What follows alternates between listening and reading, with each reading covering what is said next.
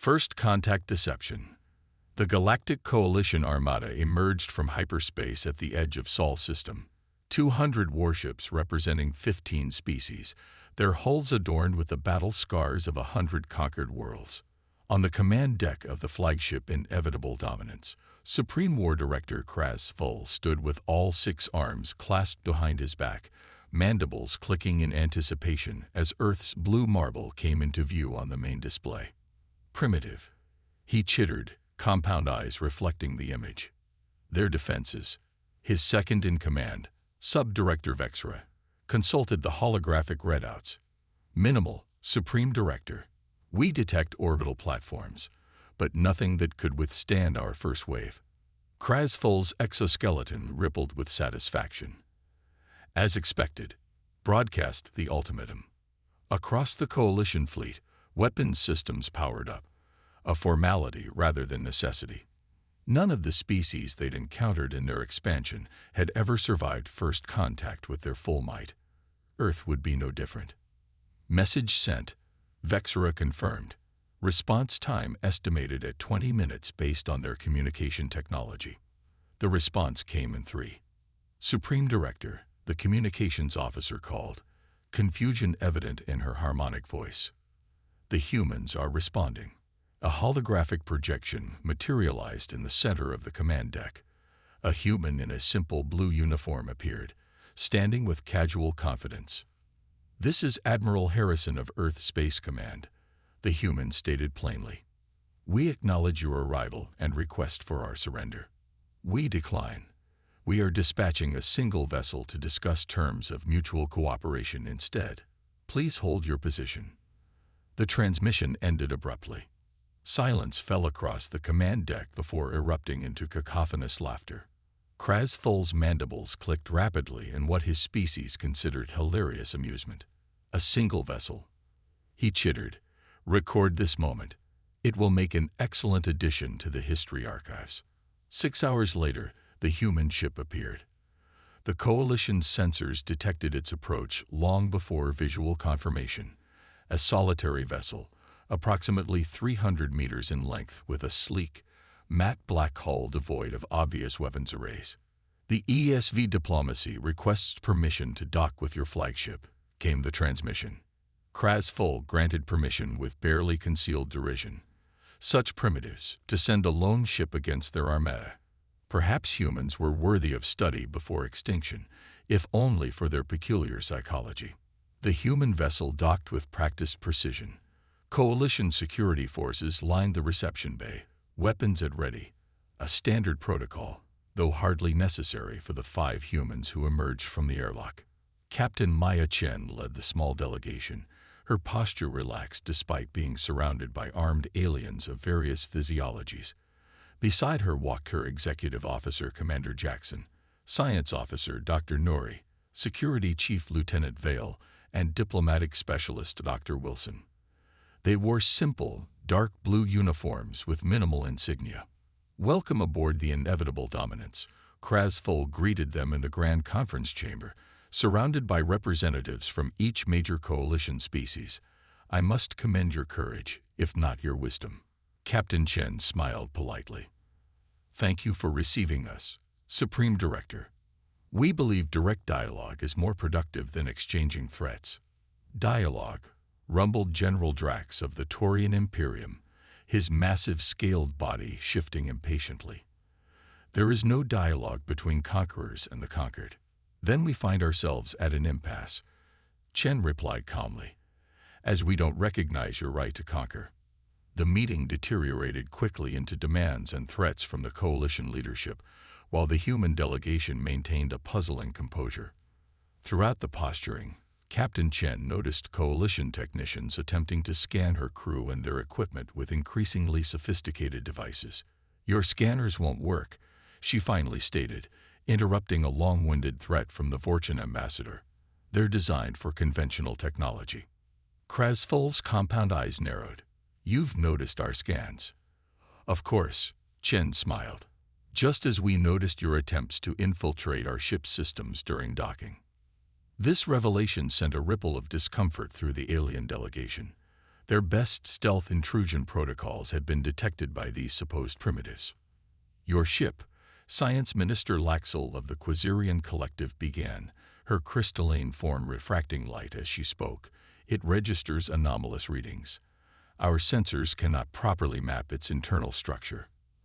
"A limitation of your sensors, not a feature of our ship," Dr. Nori explained with professional detachment that bordered on condescension. Supreme Director Kraz Thul rose to his full height, towering over the seated humans.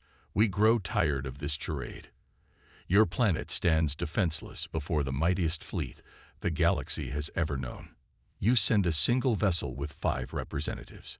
What possible bargaining position do you believe you hold?"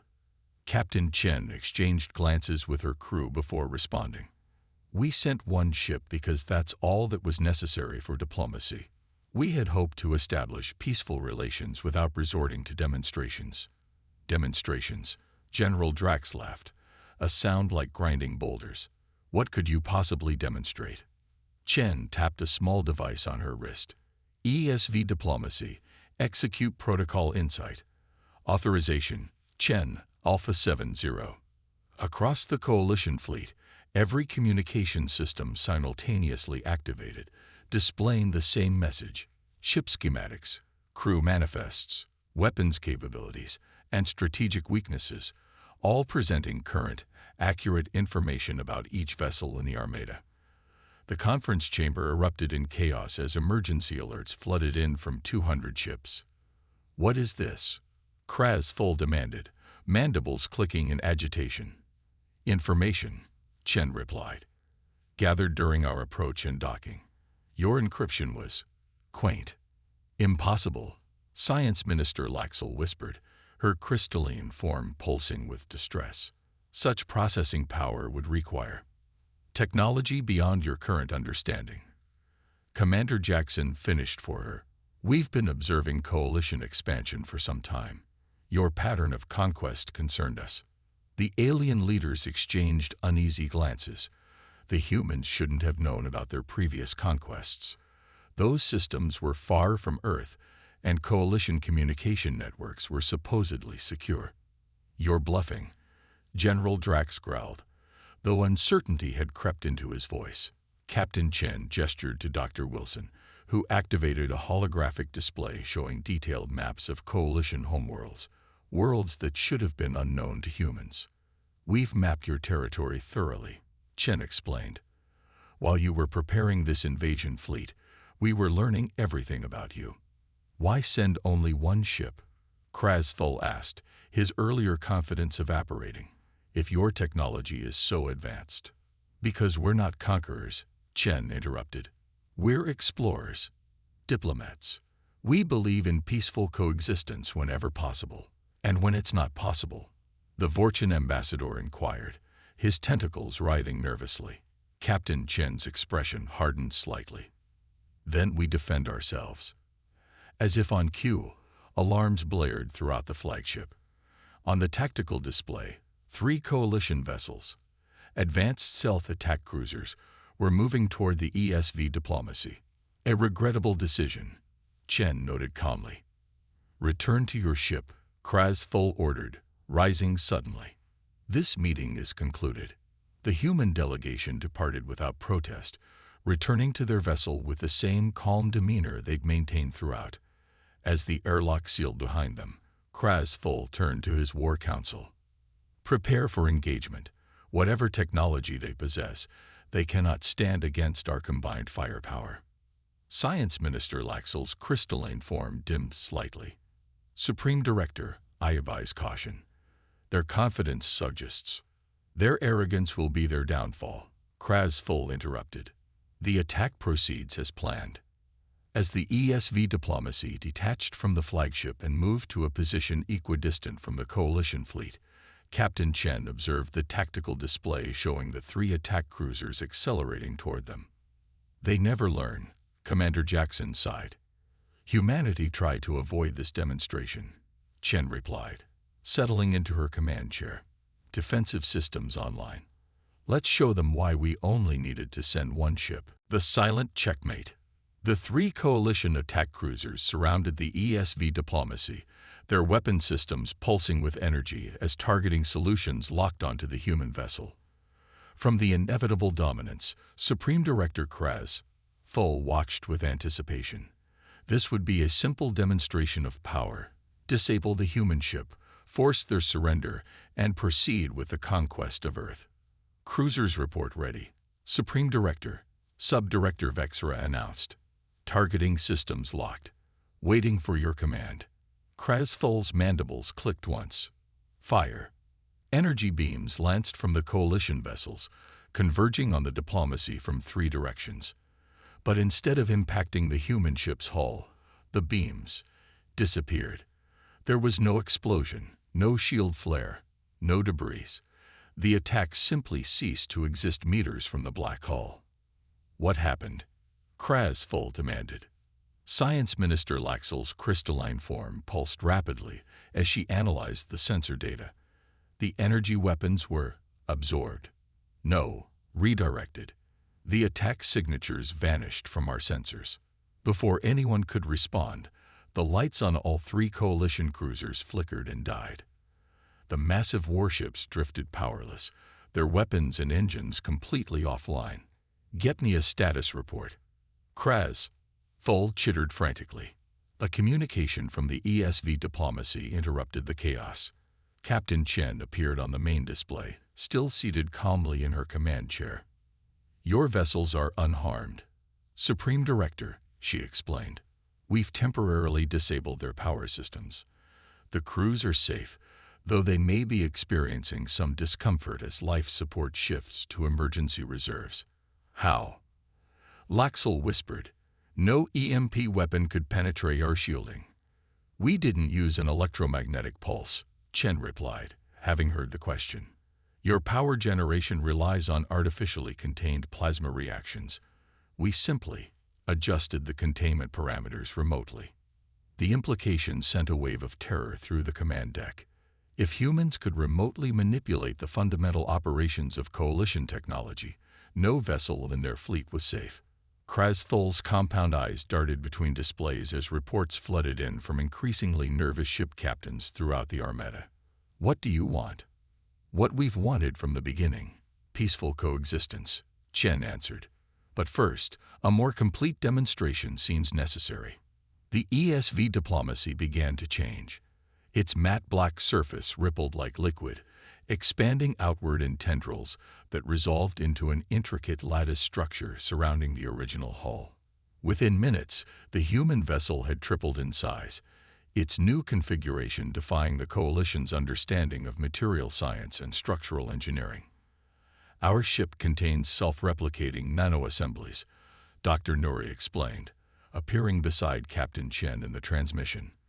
What you're witnessing is a partial deployment of our defensive capabilities. Impossible. General Drax growled from where he stood on the command deck. No civilization at your development stage could possess such technology. Your assessment of our development stage was flawed, Commander Jackson replied. We've observed 17 coalition conquests of other worlds. Each time, you underestimated those species until it was too late for them. The revelation silenced the coalition leadership. If humans had been watching their conquests, they must have been present in those systems far from Earth, some at the opposite end of the galaxy. You claim to be explorers, not conquerors, Krasful said carefully. Yet you possess military technology beyond our comprehension. Captain Chen nodded. We've encountered hostility throughout our explorations. We learned to defend ourselves while maintaining our principles. Unlike the coalition, we don't expand through conquest. Then why haven't we detected your presence throughout the galaxy? Science Minister Laxel asked, genuine scientific curiosity temporarily overriding her fear. Dr. Nori smiled. The same reason your scans couldn't penetrate our ship. Your detection systems operate on principles we transcended centuries ago. A new holographic display materialized on the command deck without going through coalition systems. It showed hundreds of small dots throughout the galaxy. Locations where human vessels or outposts existed, completely undetected by coalition sensors.